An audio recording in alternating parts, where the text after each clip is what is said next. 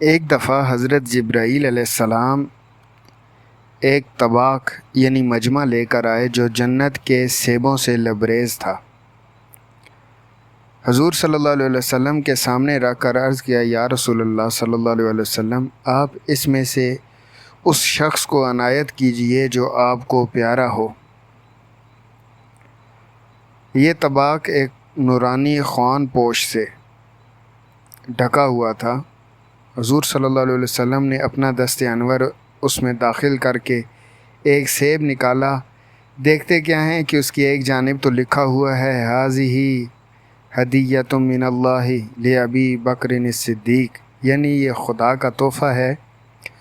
ابو بکر صدیق کے لیے، اور اس کی دوسری جانب یہ عبارت لکھی ہوئی ہے، من ابغض الصدیق فہو زندیق، یعنی صدیق سے بغض رکھنے والا بے دین ہے۔ پھر آپ نے دوسرا سیب اٹھایا، اس کی ایک طرف تو یہ لکھا تھا،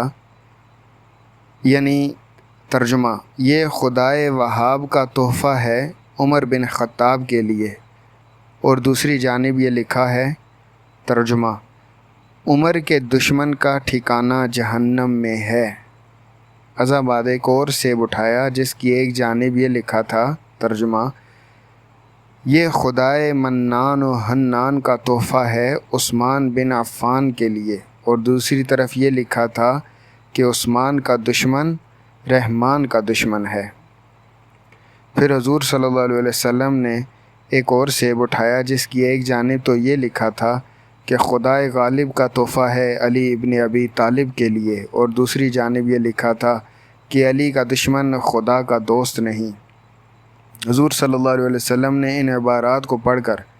اللہ کی بے حد حمد و ثنا کی۔